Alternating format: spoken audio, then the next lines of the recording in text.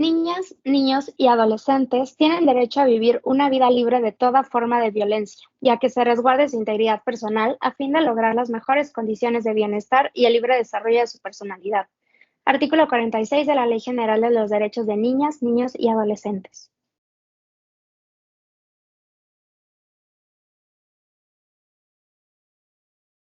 Buenas tardes, mi nombre es Martelena Sánchez Olivera, alumna de la carrera de Arquitectura en la Universidad Iberoamericana Puebla.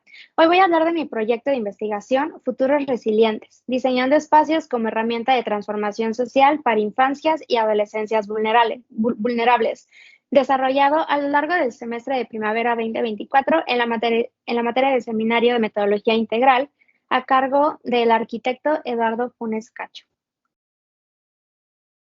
Según el registro de lesiones del 2019 al 2020 por la Secretaría de Salud, en el 2020 se registraron 27,526 personas entre 1 y 17 años que fueron atendidas en hospitales de México por haber sido víctimas de violencia familiar o no familiar. Considerando que en México viven poco más de 38 millones de niñas, niños y adolescentes, esta cifra representa el 30% de la población total. Y de acuerdo con la UNICEF, 63% de los menores de 14 años sufren agresiones físicas, psicológicas, como parte de su formación. En México, a pesar de que se atiende el problema y hay instituciones que se encargan el número es desproporcionado día con día. ¿Qué es el castigo corporal? Es todo acto cometido en contra de niñas, niños y adolescentes en el que se utiliza la fuerza física, incluyendo golpes con la mano o con algún objeto, empujones, pellizcos, mordidas, tirones de cabello o de orejas, obligar a sostener posturas incómodas, quemaduras, ingesta de alimentos hirviendo u otros productos o cualquier otro acto que tenga como objeto causar dolor o malestar, aunque sea leve. Por su parte, el castigo humillante es cualquier trato ofensivo, denigrante, desvalorizador, estigmatizante, ridiculizador y de menosprecio. Ley General de los Derechos de Niñas, Niños y Adolescentes. A pesar del impacto negativo, los métodos de disciplina violentos son extremadamente comunes. Los niños de todas las regiones del mundo están en riesgo de ser víctimas. La agresión psicológica es más común que el castigo físico, aunque ambas formas de violencia están muy normalizadas. De media, 7 de cada 10 niños sufren de agresión psicológica y 6 de cada 10 castigo físico. Por mencionar un dato, en América Latina y en el Caribe, en todos los países, menos en dos, que son Costa Rica y Panamá, más de la mitad de los niños sufren disciplina violenta. Maltrato infantil. La Organización Mundial de la Salud define el maltrato infantil como los abusos y la desatención que viven los menores de 18 años. Esto incluye todos los tipos de maltrato físico o psicológico, como abuso sexual, la desatención, la negligencia, explotación comercial, cualquier otro que cause o pueda causar un daño a la salud, desarrollo o dignidad del menor. De las 32 entidades federativas, solo Sonora, Jalisco, Veracruz, Chihuahua, Tlaxcala y Colima tienen tipificado el delito de maltrato infantil. En el resto de los estados se pena por violencia familiar o intrafamiliar. Factores de riesgo. Es el conjunto de características y variables individuales, familiares y circunstanciales que se presentan asociados diversamente con el menor y que señalan predictivamente riesgo de desencadenar violencia, la cual se determina mediante la búsqueda de antecedentes, rasgos propios del infante y detonadores. María Teresa Sotelo, presidenta de la Fundación En Pantalla contra la Violencia Infantil.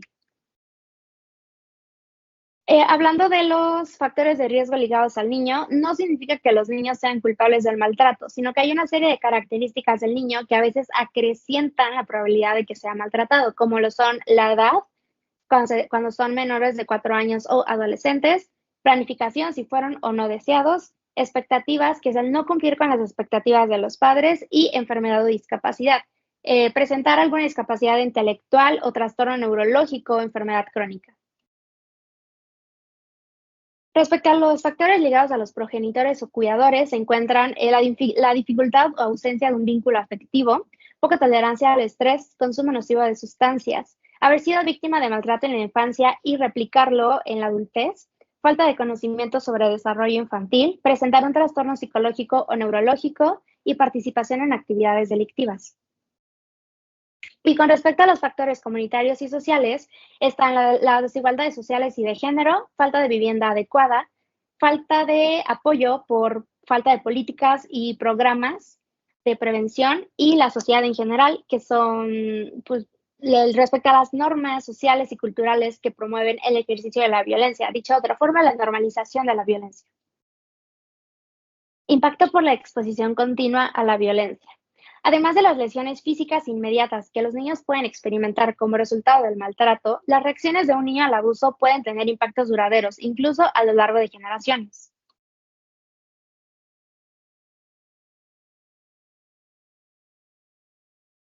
Hablamos de consecuencias físicas. La manifestación. Algunos efectos físicos del abuso o la negligencia pueden manifestarse de inmediato, como el daño cerebral, moretones, mientras que otros pueden tardar meses o incluso años en surgir o ser detectados.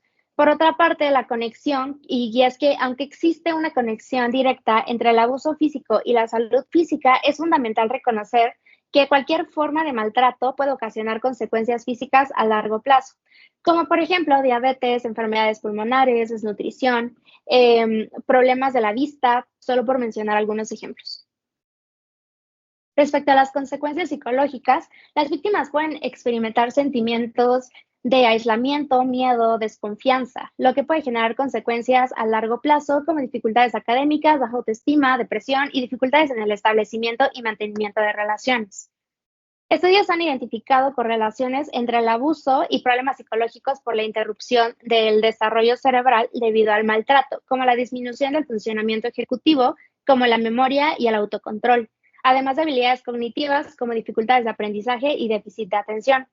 Respecto a los problemas en lo mental y en lo emocional, los adultos que han vivido experiencias diversas en su infancia tienen una mayor probabilidad de intentos de suicidio. Además, se ha observado que los adultos con depresión que fueron víctimas de maltrato durante su infancia tienen peor respuesta al tratamiento con antidepresivos, especialmente si el maltrato ocurrió antes de los 7 años.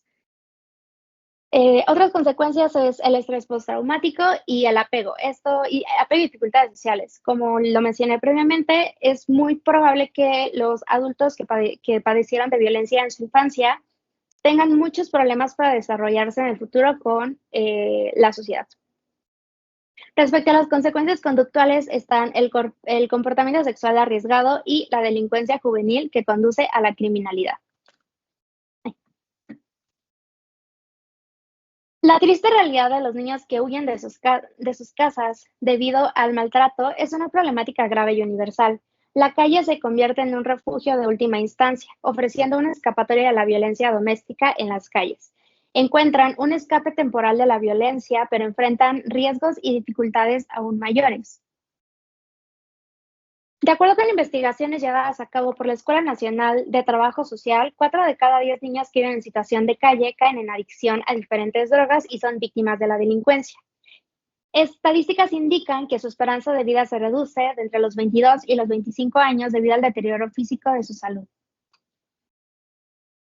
Según la UNICEF, hay 100 millones de niños y niñas abandonados en todo el mundo, de los cuales 40 millones son de América Latina.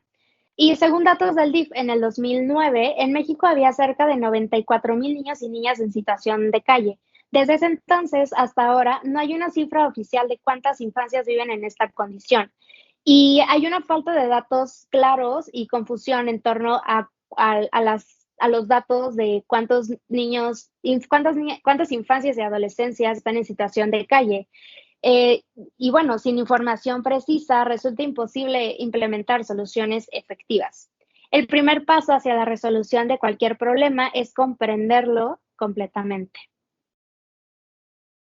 Los niños y adolescentes al estar en las calles se enfrentan a una serie de situaciones que ponen en riesgo su vida, como lo son el ser blanco de abusadores, llegar a ser atraídos por grupos de delincuencia organizada y pandillas, aprovechándose de la vulnerabilidad de los niños y el fácil acceso a las drogas. Diversas bibliografías indican que las personas privadas de su libertad han experimentado diversas formas de violencia durante su infancia o adolescencia, incluyendo la falta de vínculos y apego emocional, así como agresiones físicas, verbales y o sexuales.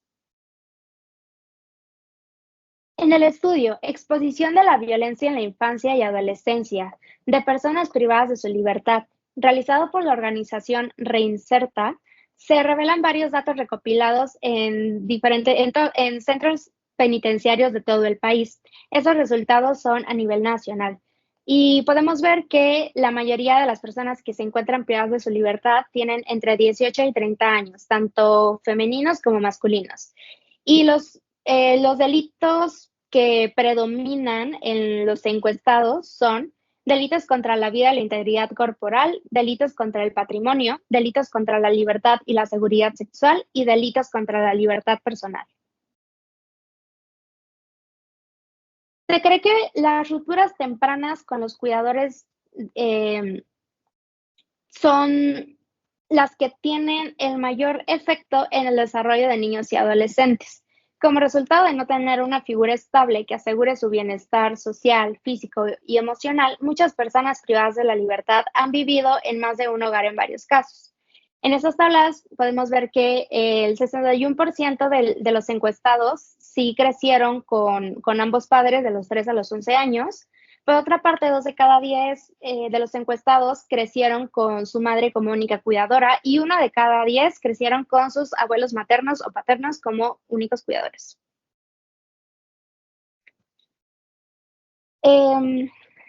Factores de riesgo en la infancia y adolescencia de las personas encuestadas, privadas de su libertad.